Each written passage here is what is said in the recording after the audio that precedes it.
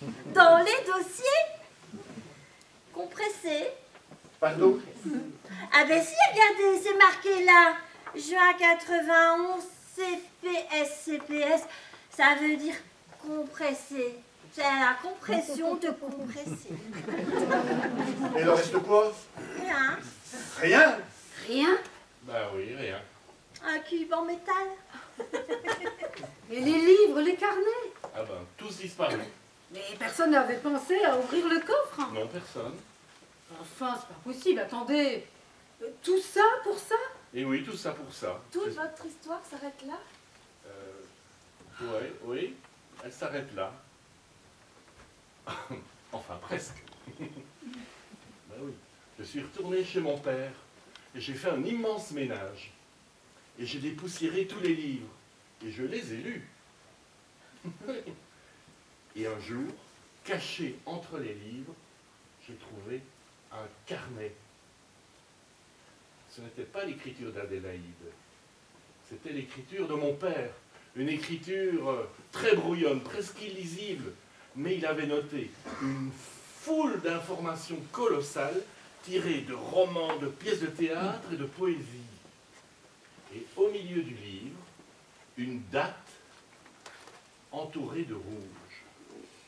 1348. 1348. Les hommes et les femmes tombent comme des mouches. La peste a envahi l'ensemble du sud de la France. Le pape vit alors en Avignon. Au cours de l'été 1348, 60 000 Avignonnais allaient mourir du même mal. Plus de la moitié de la population de la ville. À l'abri des hauts murs de son palais, le pape Clément VI priait lui aussi pour le salut de son âme. Vous salutaris hostia, uceli pandis hostium, bella premundo cilia nobis infane, unitrino qui Dominus sit sempiterna gloria, qui vitam sine terminum nobis donet in patria. Amen. Bonsoir, mon père. Qui êtes-vous? Pour l'heure, mon nom m'importe peu. Nous avons interrompu vos prières. Comment êtes-vous entré? Qui êtes-vous? Pour l'heure, mon nom n'importe peu. Sachez juste que nous sommes ceux qui ont bâti vos églises, ceux qui ont construit votre palais. Nous sommes ceux qui vous ont offert la vie que vous portez. Quelle est cette plaisanterie? Il y a de cela 1000 ans, votre prédécesseur s'appelait Sixte le II. Il ne vivait pas en Avignon, mais à Rome. Il ne portait pas le nom de pape, mais d'évêque. Et en juillet de l'an 258, il se terrait dans une catacombe en bordure de la voie à pied. Qui êtes-vous? Ne crains rien, je ne suis pas un danger. C'était pour des chrétiens des temps difficiles. Au contraire, je viens t'offrir mon aide. Qui êtes-vous? Pour l'heure, mon nom n'importe peu. Il te suffira, je crois, de regarder cette bague. Il vous suffira de regarder cette bague et vous saurez à qui j'appartiens. L'arbre calice? L'arbre calice? Ainsi vous n'êtes pas une légende? Non, mon père. Je suis à la fois un mythe et une réalité. Je suis à la fois un tout et un individu. Nous sommes les Lysistrates. Qu'attendez-vous de moi? De toi, rien. Les Romains te tueront bientôt. De ton Église, beaucoup.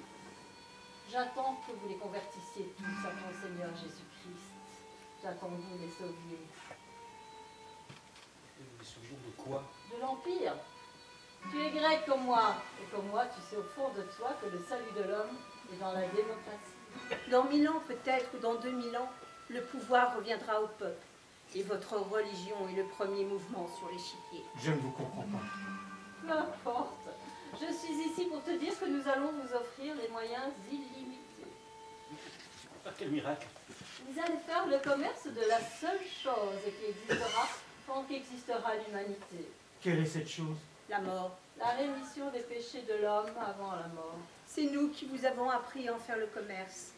Et grâce au commerce des indulgences et en contrepartie d'un 10e seulement des revenus, nous vous avons permis de bâtir des chapelles, des églises, des basiliques, des cathédrales. Et ce commerce vous rapportera plus que toute nation et tout empire. Quant à nous, nous garderons chaque pièce que vous nous verserez. Et ces pièces deviendront un trésor. Un trésor que vous et vos moines soldats n'avez cessé de chercher comme des chiens. mais que ni vous ni les rois n'avez trouvé. Qu'attendez-vous de moi? On m'a dit que vous désiriez acheter Avignon. Et votre palais, je crois.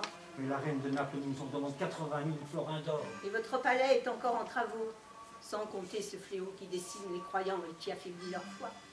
Allons, mon père, cessez vos prières. Aujourd'hui, je vous amène les 80 000 florins d'or. Qu'avez-vous à y gagner? Moi, rien. Voici ma fille, Jeanne. Vous lui offrirez des terres bénies, un nouveau nom, une double particule. Les Lysistrats disparaissent aujourd'hui, mon père. Longue vie aux Saxes de Bourville. Maman, je reste ici. Qu'est-ce que tu dis? Je reste ici avec papa, à Marseille. Et je veux aller au lycée ici. Il est d'accord. Et moi, je repars au Canada. Je dois retrouver mon frère, pardon. Je dois lui expliquer, lui raconter. Alia, vous voulez venir avec moi? Pardon, Ben, au Canada, voulez-vous m'accompagner? je n'ai pas mes papiers. Oh, ce n'est que ça.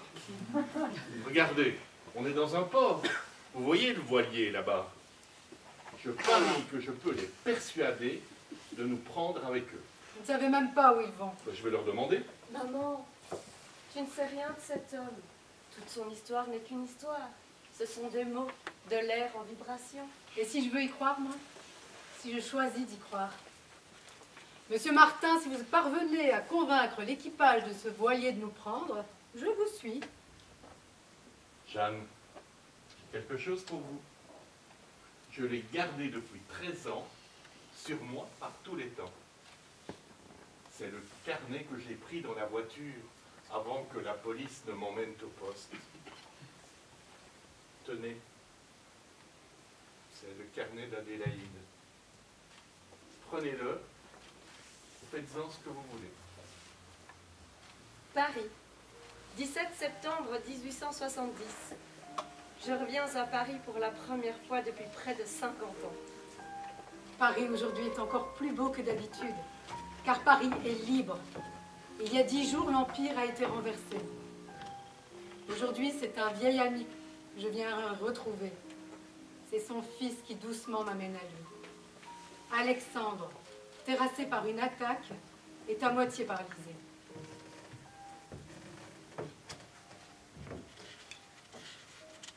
Il a eu un accident. Il s'est effondré. Les médecins ne sont pas très optimistes. Nous partons pour Dieppe demain. Une villa dans les environs, l'air marin lui fera du bien. Vous croyez que je peux lui parler? Je crois que si vous ne lui parlez pas, il me déshéritera.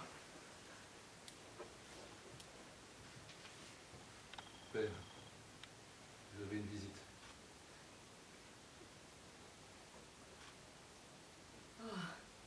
Cher ami, Oh, madame, je vous ai tant attendu. Si ce n'était cette vilaine attaque qui m'a paralysé, je vous prendrais dans les bras et je vous embrasserais comme un jeune homme.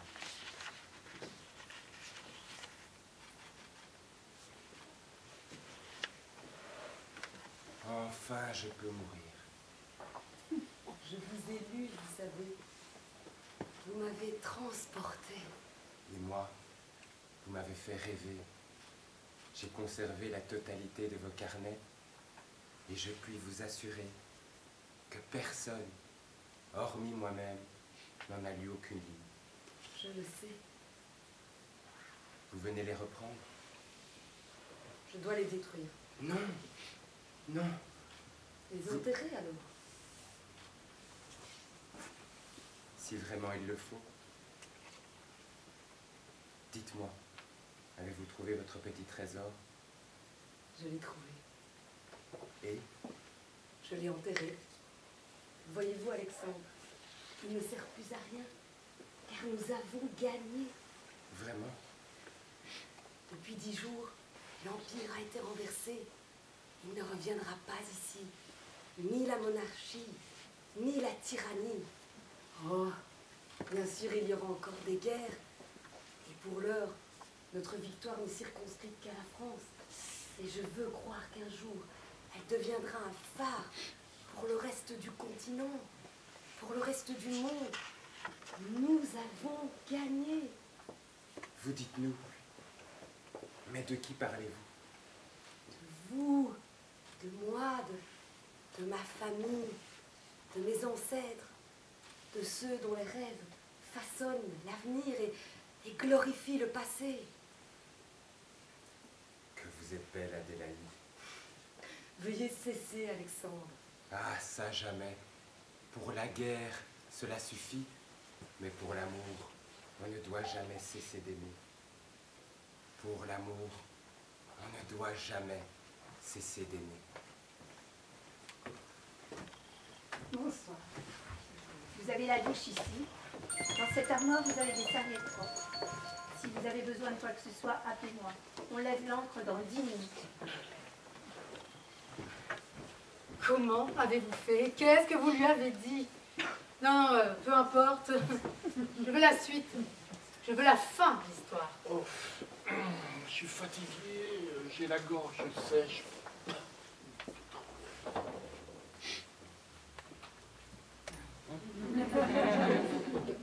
Dans ce cas, j'ai glissé dans une de mes mains une pièce. Si vous tombez dessus, je continue mon histoire.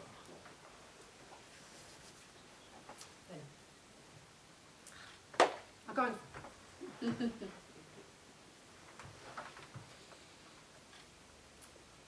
Encore une fois.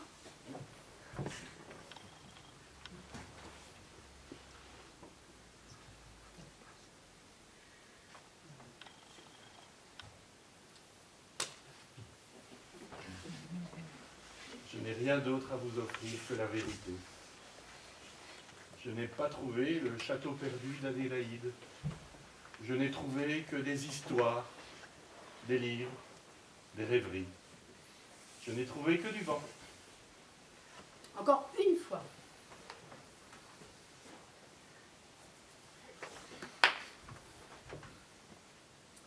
Alors, je choisis cette main. Maintenant, ouvrez l'autre. Ah! Si cette main est vide, alors celle que j'ai choisie contient une pièce. Mais voilà, vous êtes passé du côté des livres.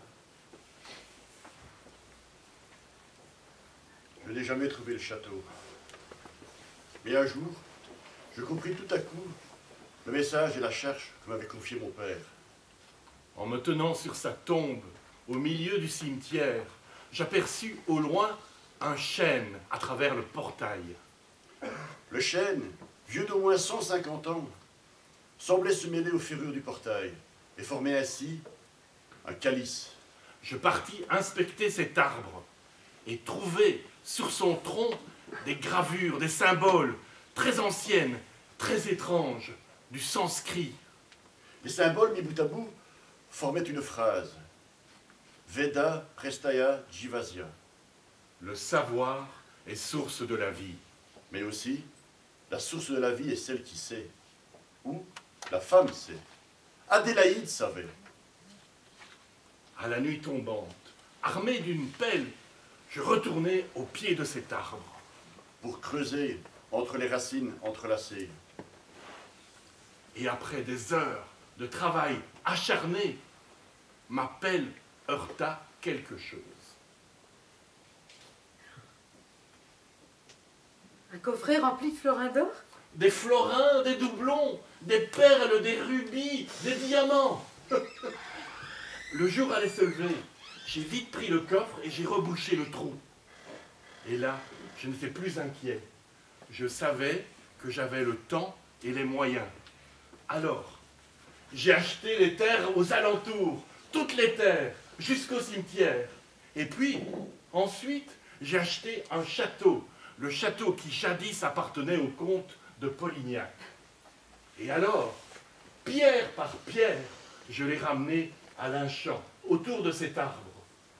Et puis, à l'ombre du château, avec ma pelle, j'ai commencé à creuser et à creuser. Et qu'avez-vous trouvé? Un coffre, puis un autre coffre, et encore un autre coffre, et puis une dizaine de coffres, empilés les uns sur les autres, faits du meilleur bois. Chaque coffre contenait la fortune d'un petit pays. J'étais riche, immensément riche. Mais cette fortune ne m'appartenait pas. Et alors? Comme j'avais été à la recherche du trésor, je suis allé chercher l'héritière. Non. Adélaïde n'était pas malade sur le tableau de Jeanne de la Croix. Elle était enceinte. De qui? Je ne sais pas. Mais tout ce que je sais, c'est qu'elle a eu un fils, Hicham.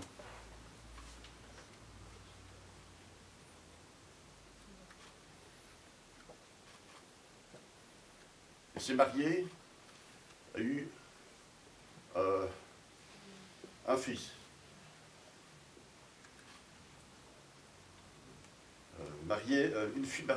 A eu une fille, mariée à Youssouf Ibrahim Jawad, poète algérien. Ensemble, ils ont eu 3 enfants, 3 fils, Richard, Mohamed et Youssouf. Richard est mort d'un accident de cheval à l'adolescence. Youssouf a terminé sa vie sans enfant. Mais Mohamed a eu une fille, Yasmina, née en 1912 et mariée en 1934. À Houssine Ben Mahmoud. Oui, très tardivement, ils ont eu un fils. Kateb Ben Mahmoud. Kateb épousa une Française, Sophie Martigues. Ils n'ont eu qu'un enfant, une fille, née le 1er avril 1966. Et ils l'ont appelée Alia. Je suis le porteur d'histoire. Je suis fils, petit-fils et arrière-petit-fils de porteur d'histoire. J'ai comme ancêtre Hérodote et Eusèbe de Césarée. Et vous, vous êtes Alia Ben Mahmoud de Saxe de Bourville. Non. Si vous êtes à la tête d'une fortune immense, Non. vous pouvez influencer le monde, faire et défaire des nations, Non. lever des armées. Tout ça, ce ne sont que des histoires. Non, la Jeep vous appartenait, l'avion vous appartenait, ainsi que le voilier. Et regardez, les serviettes, elles sont brodées au nom des Saxes de Je Bourville. ne vous crois pas. Je vais appeler l'hôtesse. Allez-y. Mademoiselle? Mademoiselle? Elle s'appelle Myriam. Ah, mademoiselle. Mademoiselle. Ce bateau, à qui appartient-il? Mais à une riche famille de vieille noblesse française. Leur nom. Quel est leur nom? Dites-leur lui. Le 18 mai 2001, Alia Ben Mahmoud et Martin Le Verlan. Et plus jamais je ne revis ma mère. Le 4 septembre 2006, j'obtins une licence en littérature ancienne à l'Université de Provence. Le 17 mai 2008, à Villers-Cotterêts, au musée Alexandre Dumas, je contemplais longuement les premières pages manuscrites du Comte de Monte Cristo. Les heuliers, les apostrophes, les majuscules et les accentuations étaient les mêmes que celles contenues dans le carnet d'Adélaïde. Et je compris.